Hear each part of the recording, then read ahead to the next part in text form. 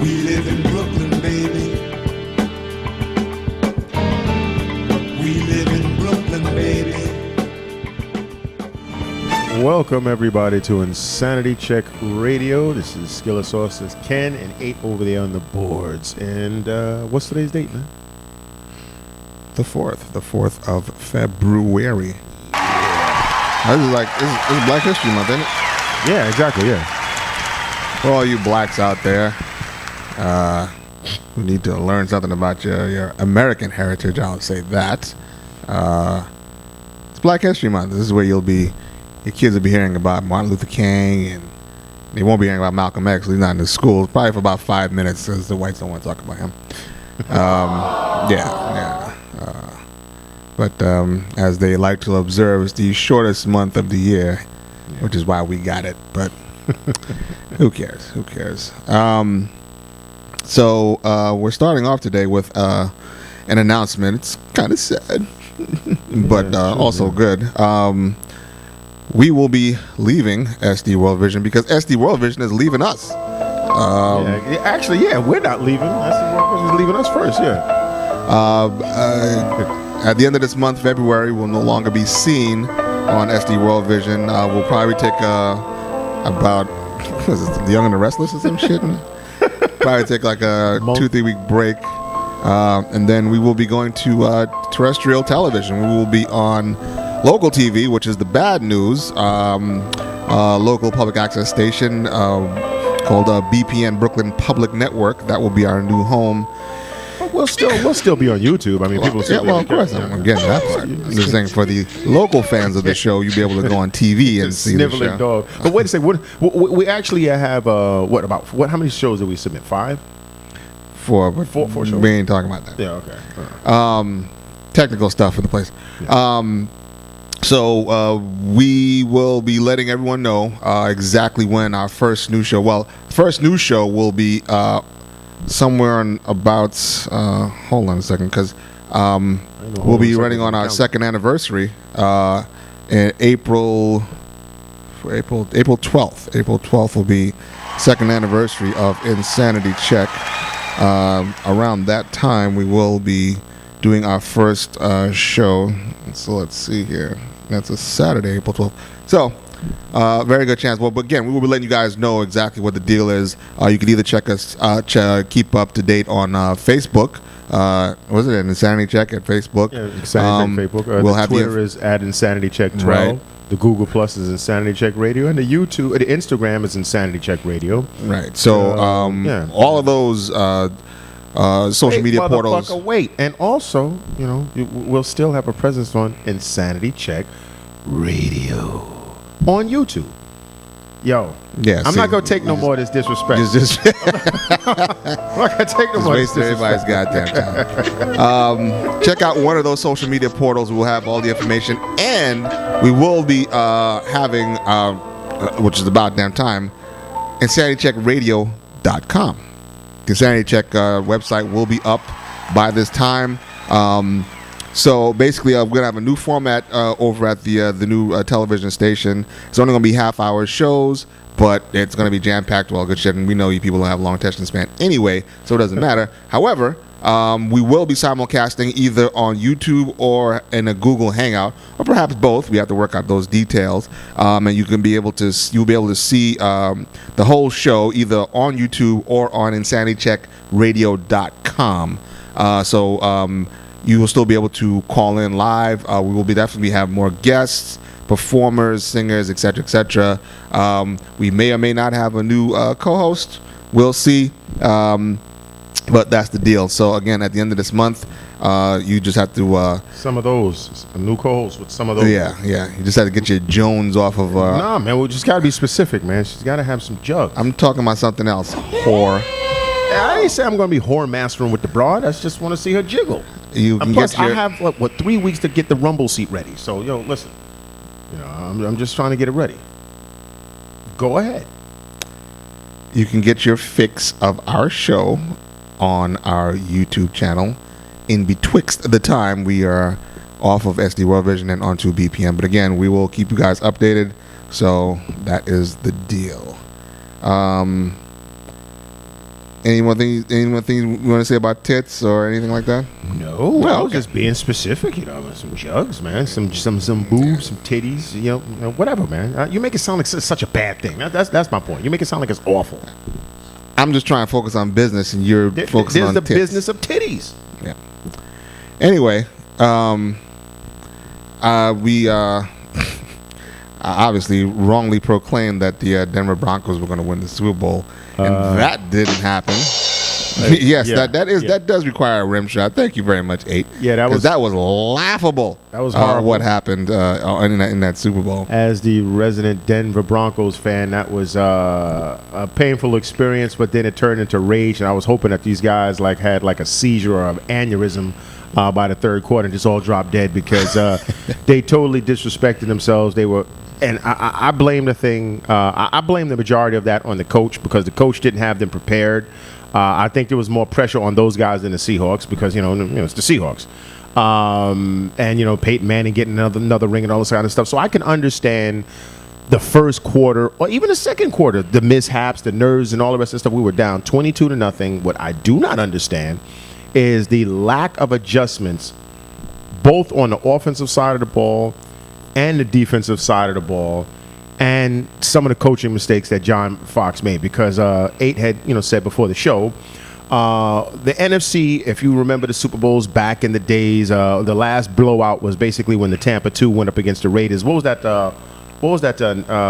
Super Bowl? 2002, 2003, something like that. Something like that, where when Jerry Rice and Rich Gannon was on the Raiders, and they got totally fucking destroyed. They didn't understand what the Tampa 2 was, and they just completely got wiped out. I think they got like 3 points or something like that. They just got messed up. And now this was another situation where a team that runs through a harder gauntlet, which is what the NFC are. The Carolina Panthers, the 49ers, to a lesser degree the Bears and these guys, hard defense. So the team that came out of there was real battle tested. They started slapping around the Denver Broncos like bitches. Okay, fine. They realized we're up against some real dudes that's bringing some real heat. Let me ask you this, 8, and you've been watching football for a long time, and you can. How come? Have you noticed something with Peyton Manning? And as a Jets fan, you was on the beneficial end of one of his worst playoff performances when you guys beat him 41-0. Mm-hmm. Peyton Manning last year against the Patriots, discovered something about himself. He's going up to the line, doing all his pointing and all this kind of Omaha, whatever the hell he's doing, but he's still snapping the ball at pretty much the same time during the countdown. The defense is like, well, whatever you're doing, we don't give a shit. We still got to respond to it anyway, and we, wait till the last 3 seconds. And he said after the Patriots lost last year, 2012, that we should run a faster offense. Mm-hmm. We should no huddling, run a more up-tempo offense. When they realized that these guys were running downhill full speed because they couldn't audible and try and get them offside because it was too much noise, so it was a neutral field. So it eliminated all that Omaha shit. So they just basically had to look at the clock and know that either this guy is going to call a timeout, get a 5-yard penalty, or he's going to have to snap the ball. So they're running downhill, waiting for him to throw these little dump-off passes. The guys are getting blown up. Why didn't he no huddle, do a high-speed offense to where those guys could not get set? Because I saw several times during the game where the Seahawks was communicating with themselves like, you get there, you get here, you get, and Peyton Manning is at the line already. Hike the ball. Tom Brady would have hiked it. I mean, one of the famous plays against your team is when they went up to the line, Revis wasn't set. Tom Brady immediately was like, give me the ball real quickly. Randy Moss ran right up the field, touchdown, Revis' hamstring gone immediately. That's one of the adjustments that if Peyton himself was falling back into bad habits, the coaching staff should have done that.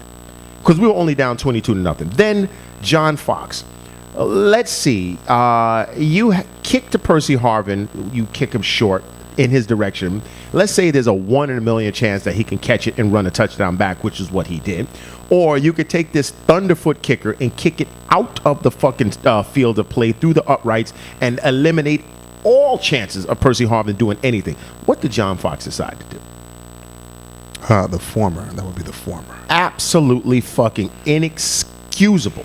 Then you call once you're down 29 points or 33 or whatever it was, everything is 4th down territory. I don't care if you're on the 1-inch yard line of your own part of the field. It's 4 down territory. This idiot punted in the third quarter. I'm like, what? I really couldn't understand what was going on. I was like, yo, these guys they fucked up from the top all the way down. They weren't prepared, and before anyone says, because 8 was saying they put some hardcore licks on them. Well, the Bears of '85, who this team is, compared to as far as in the defense, which I don't believe they are, they don't have the same impact because those guys were able to actually hurt you. Went up against Dan Marino. Dan Marino was like, okay, we can try to match up player for player against these beasts. That's probably not going to work. Or we could sit around and have a 5-step drop and a 7-step drop and let these monsters sack me and tear me to pieces. Or I'm going to up-tempo this game. I'm going to use their aggressive athleticism against them, quick releases, still throw up top because he caught a real nasty bomb against. I forgot who my defensive back was at the time because I'm also a Bears fan. But he basically made them respect the whole length of the field and fucked up that team. They were 15-1 that year. Every other team that tried to match up with them conventionally got toasted.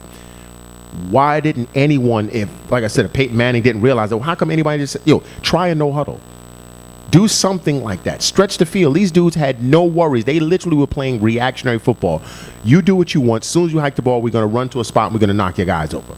And then Denver Broncos receivers are bitches. They come from a league, a division where they're doing LeBrons all the way up the field. Oh man, rather than fighting for the ball, this guy's been holding me, this guy's doing this. Whereas in the NFC, those dudes fight, rumble. That game, I think Richard Sherman said it best. The game with the 49ers was the Super Bowl for them. That was the Super Bowl for them. And you notice those dudes went tooth and nail, hard body till the last portion of the game. That last interception is what done them in. But I mean, they played hardcore. I mean, till the literally last play of the game was undecided. So. Well, I can't argue with anything you said. You dudes sold the farm, man. It was. Like I said, I mean, do you agree that the coach should have been able to address these things? Because my whole thing is explore every option. This is the last game of the season. Well, I always wonder, and again, we're armchair quarterbacks, we're Monday morning quarterbacks, we're not professionals at all. All we have is 20, 30 years of fucking watching football to go on. But that being said, I sometimes wonder. I'm like, I mean. Too many times we look at games and like, yo, that wasn't right. This should be that. Da-da-da. And it turned out we were right. The announcers are like saying some bullshit. We're like, what the fuck these dudes talking about? Can't they see what's going on? Coaches are doing the same shit. We're like, so obviously we know something about what we're talking about. So why these adjustments can't be made? I initially, like in the first half, I thought, because Peyton wasn't throwing anything past the first down marker. Everything was less than 10 yards. Even on third down, it was less than 10 yards.